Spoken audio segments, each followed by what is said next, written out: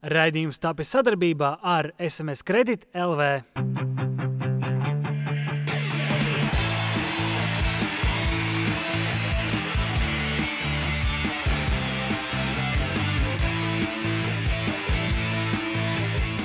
Hi and welcome to 1-0 Up Veersliga episode 7.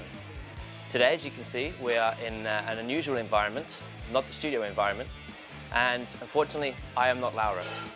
But with us we do have three fantastic guests.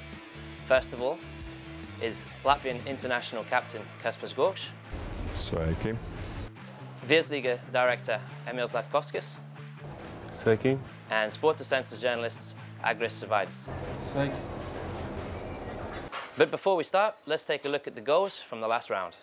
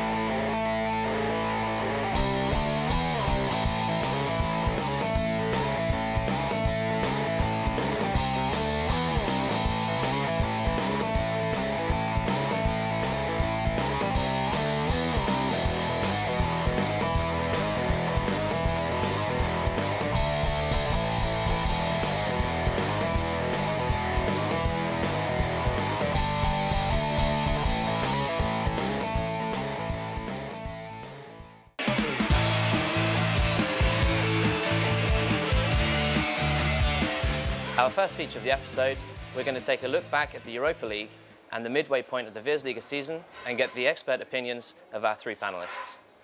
We'll start off with the Europa League debate. Unfortunately, no Latvian clubs have progressed from the Europa League. What impact do you think this has on Latvian football? And I start the first question with Agris. Es domāju, ka šī sezona tādā ilgtermiņa kontekstā varbūt nebūs tik ļoti nozīmīga, bet savā ziņā arī parāda mūsu, visticamāk, šobrīd pašreizējo vietu uz Eiropas futbola kartes. Skaidrs, ka Jelgavai un Rīgas Daugavai nepaveicās ar izlozi, tas ir saprotams, un šie tomēr šobrīd ir galstīvas pārāki, vismaz galstīvas pārāki, bet ļoti žēl, ka izskata arī Daugava, kas būtībā jau pēc izlozes bija skaidrs, ka mūsu vienīgā cerība pirmajā kārtā. Bet, arī, ja paskatāmies uz tiem klubiem, kas mums tomēr piedalījās, uz izlases rezultātiem tie savā ziņā saistīti, jo nepiedalījās ne Liepājas Metlurgs, kas jau, diemžēl, vairs neeksistē, un arī Skondo. Šie abi divi klubi būtu pirmajā kārtā izsēto statusā un, visticamāk, būtu dabūjuši pretī līdzīgi kalibru komandas, kā to dabūja Daugavpils Daugavu. Tad arī tie rezultāti izstītos daudz pieklājīgāk, visticamāk, tā ļoti ceru.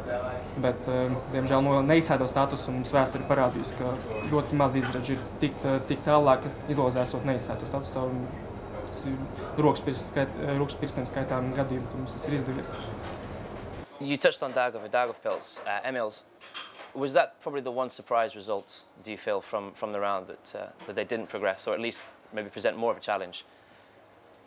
Es domāju, ka tas, kā Agris teica, droši vien, ka parāda mūsu patieso vietu šobrīd uz Eiropas futbola kartes. Un es noteikti piekritīšu ar Agrim par to, par Liepājas un Skonto neesmību. Žēl, ka viņi nebija. Iespējams, tas būtu devis kaut kādus nedaudz citādākus rezultātus. Izlozes, protams, nebija veiksmīga, bet interesanti arī situācija, ka es nezinu, vai iepriekš mums kādreiz ir spēlējusi arī komanda, kas esošajā gadā brīdī ir 7. vietā, laikam virslīgā, dažas vietas no apakšas.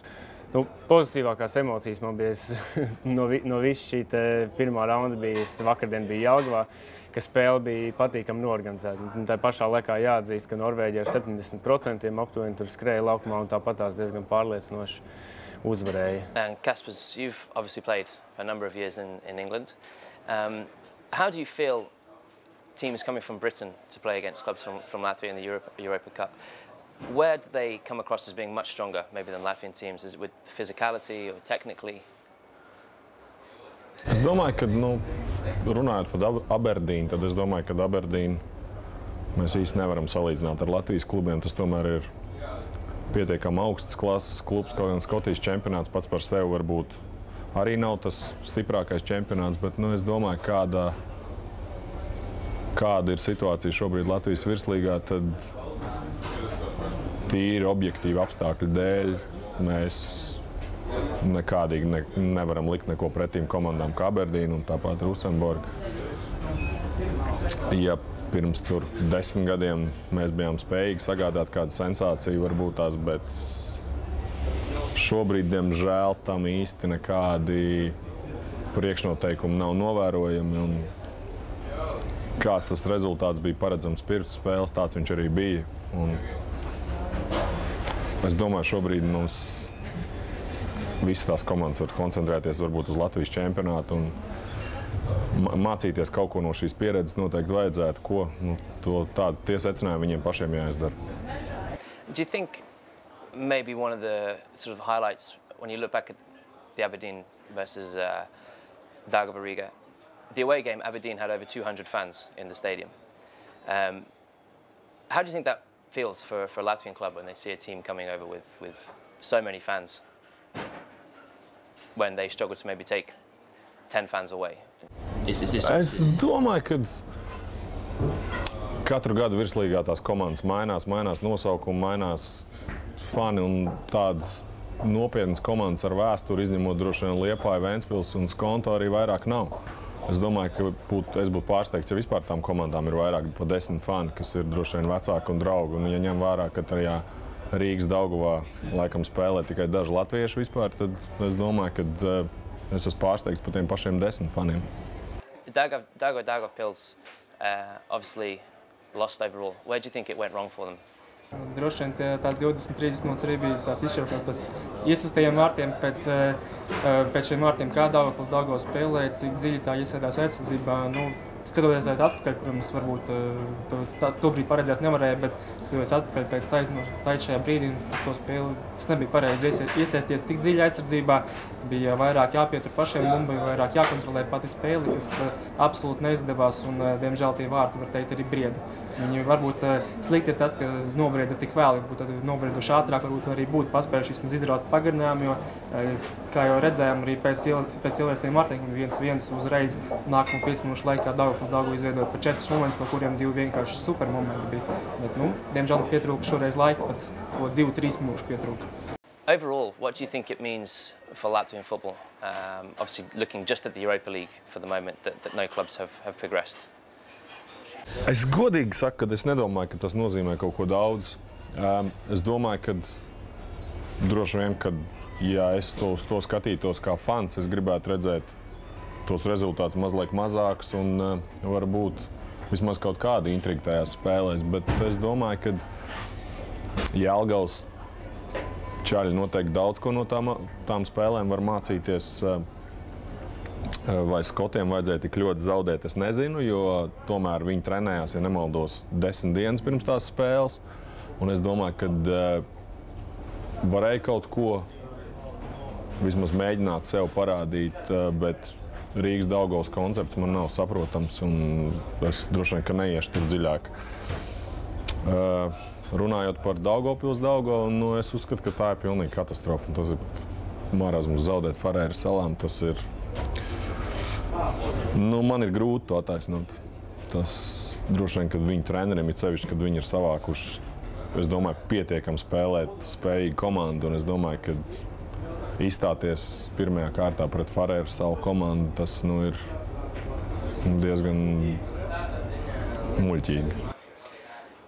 So the Europa League is over for Latvia, unfortunately, but we can turn our attentions to the Champions League, which is almost the holy grail of club football. Ventspils have drawn Malmö, Swedish champions.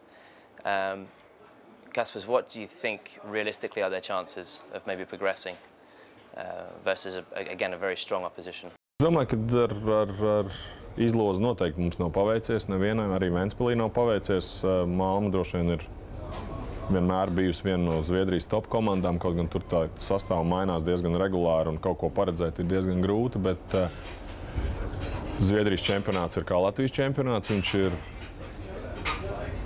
ja ne vidū, tad jau tuvojās beigām, izšķirošajām spēlēm, un es domāju, ka pārāk daudz iespēju Ventspilī nav, bet es domāju, ka Ventspils vienmēr ir bijusi pietiekami sīksta komanda, un droši vien, ka tā ir komanda no šīm 4 komandām skatoties, kura varētu kaut kādā veidā mūs arī patīkami pārsteigt. Vidējais Latvijas futbola fans to saprot, kad ir komandas, ar kurām mums ļoti grūti būtu konkurēt. Un, protams, kad mums gribās apspēlēt un gribās atkal ieraudzīt kaut kādu lielo Eiropas klubu Latvijā, bet šobrīd tā situācija kāda ir, un mums jāņem tie pozitīvie, ko mēs varam dabūt. Bet es domāju, ka tie rezultāti tiešām bija pa lielu.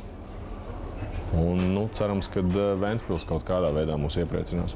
Es domāju, ka mēs vienmēr runājam par tiem skatītājiem, kur nav tribīnēs. Es domāju, lai dabūtu skatītāju tribīnēs, ir jābūt kaut kādiem panākumiem. Vispirms ir jāsāk uzvarēt kādas spēles, un tas nav tikai vietējais Latvijas čempionāts, bet arī Eiropā. Un es domāju, ka, diemžēl, tas tā ir iekārtots, ka tas ir tāds aburtais aplis, ka tev, lai piesaistītu skatītāju, tev ir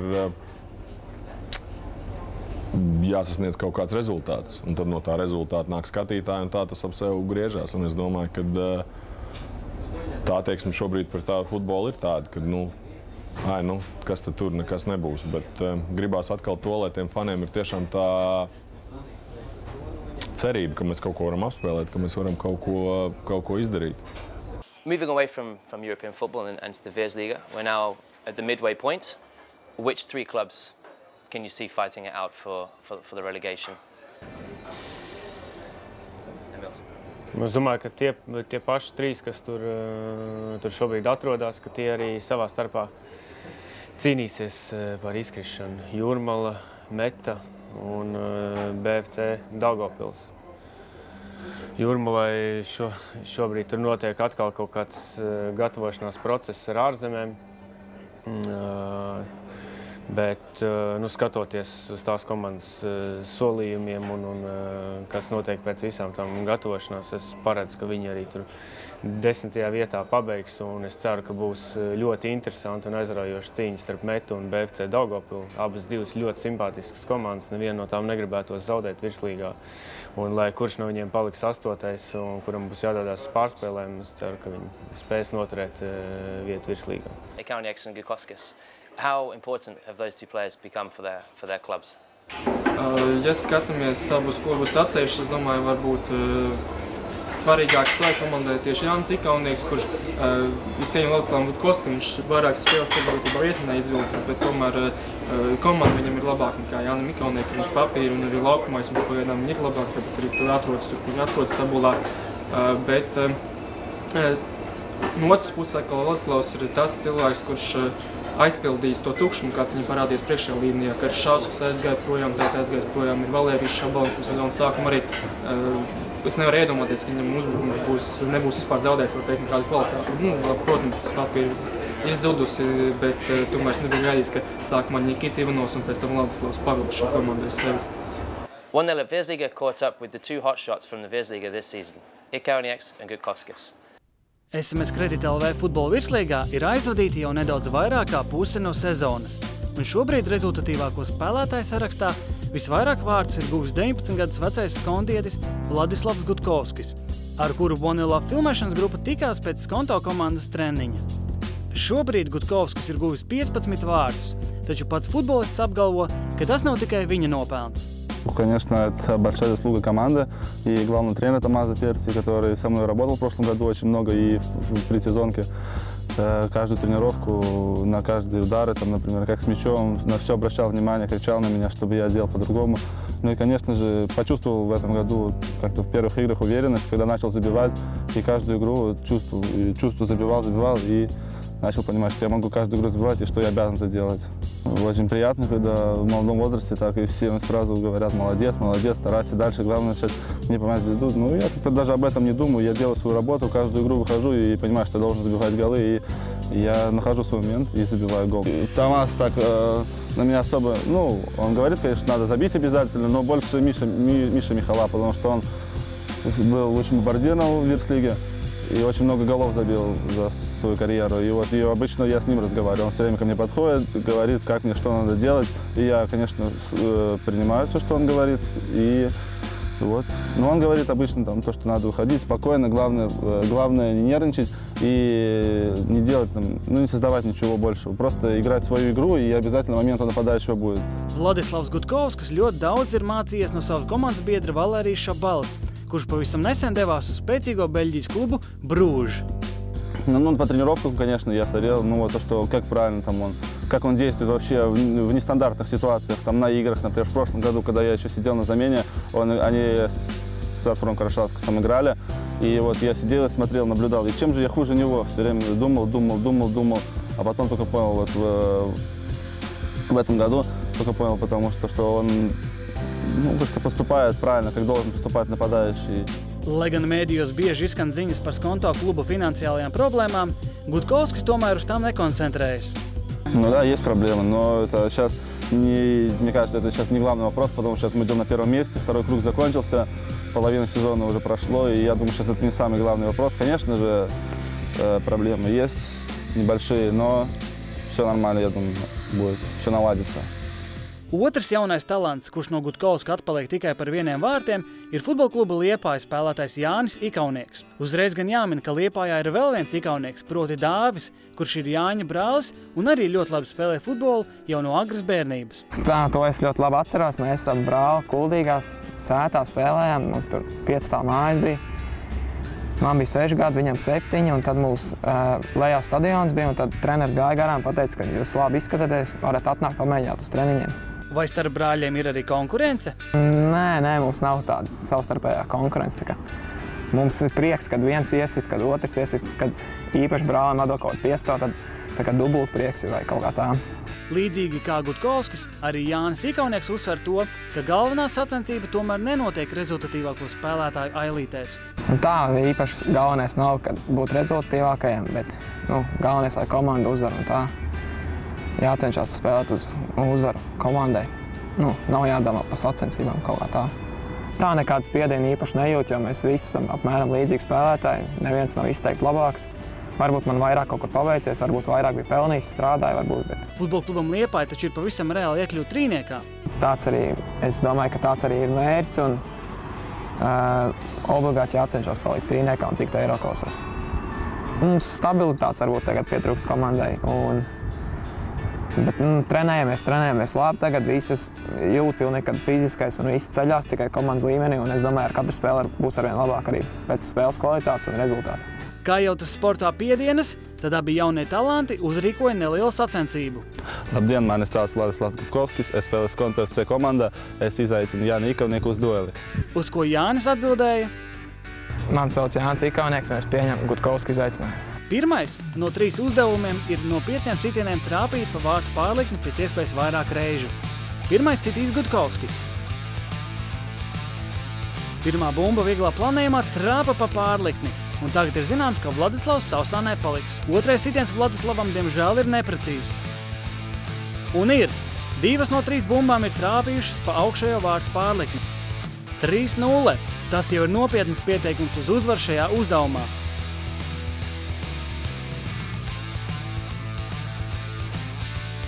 Un pēdējais sitiens Gutkovskam lido vārtu devītniekā, par ko gan šajā uzdevumā punktus nedod. Tagad kārti Jānim Ikavniekam. Viņa pirmais sitiens ir precīzs un rezultāts ir 3-1. Otrā bumba lido vien pāris centimetrus zem vārtu pārlikni. Un lielisks ir Ikavnieks 3-2. Intriga pieaug. 3-3 un Jānim ir vēl viena bumba, ar ko var izraut šajā uzdevumā uzvaru. Beigās draudzīgs neizšķirts 3-3. Nākamais uzdevums ir 20 metru sprints. Gutkovskis sāk un veic šo distanci 3,63 sekundēs. Vai arī šeit Ikavnieks izraus uzvaru? Rezultāts ir ļoti tuvu, bet ir nedaudz lēnāks – 3,75 sekundes. Līdz ar to otrajā uzdevumā uzvaru izcīna Vladislavs Gutkovskis. Vēl ir pēdējais uzdevums. Ir dotas 3 bumbas, un tas, kurš spēs iecentrēt bumbu vārtos no stūrsītēna atzīmes, būs šī uzdevuma uzvarētājs. Gutkovska pirmais mēģinājums iegriežas nedaudz par ātru un ir neprecīzs. Otrais cēliens ir nedaudz par augstu. Un ar trešo reizi bumba ielido vārtos, un arī šeit Ikavniekam ir jātrāpa vismaz viena bumba, lai izcīnītu vēl vienu neizšķirtu. Jāņa Ikavnieka pirmais centrējums un kas par fantastisku vārtu gūmu. Bumba iegriežas ļoti ieliektā trajektorijā un ielido vārtos ar lielu spēku. Arī otrais centrējums ir precīzs, līdz ar to Ikavnieks savu priekšlaicīgi nodrošina uzvaru trešajā uzdevumā. Rezumējums – katram pa vienai uzvarai un katram pa vienam neizšķirtam, kas liek secināt, ka abi šie spēlētāji ir vienlīdz bīstami, taču katram ir arī sava stiprā puse. Šos 2 jaunos talantus darbībā varat vērot Skonto un Liepājas klubu spēlēs.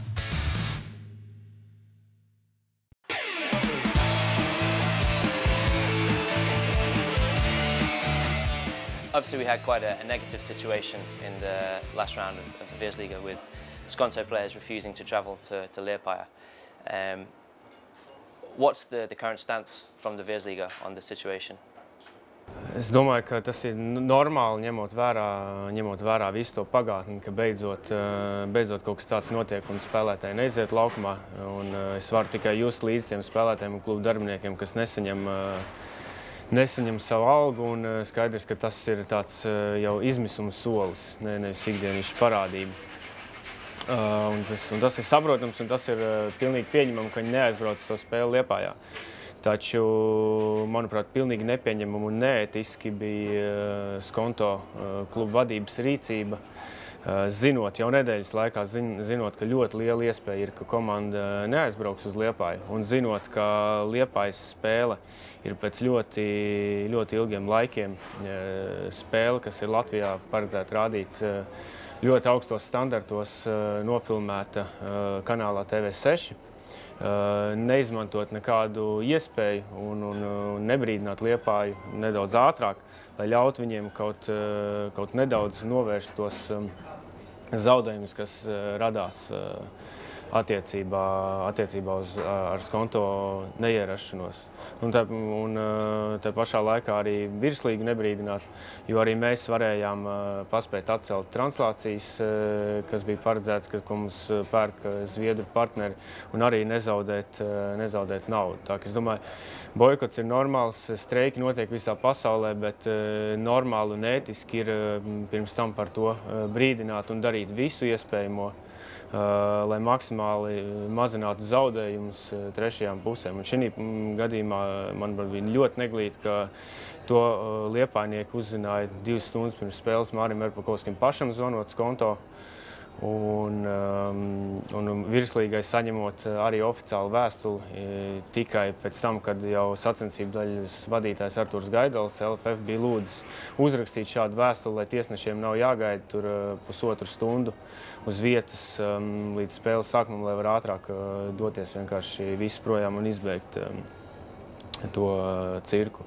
Es laikam saprotu, ka tas atslēgas cilvēks ir Tamas Spertī, kurš abrīnojamā veidā tur spēja noturēt tos cilvēkus un panākt, ka viņi spēlē un spēlē vēl tā, nestoties visām šīm problēmām, ka ir pirmajā vietā šobrīd tabulā. Grūti pateikt, kas bija tas lūzuma punkts un kāpēc beidzot tika pieņemts šāds lēmums. Es pieļauju, ka tas transfer nauda par Valēriju Šabalu, kas tika gaidīta, atvēra acis spēlētājiem, ka treniņos Valērija vairs nav blakus, bet naudas tāpat arī nav parādījies. Thank you very much, Emils, Agris, Kaspers. That wraps up episode 7 of 1-0 Up Versliga. Make sure you tune in next time.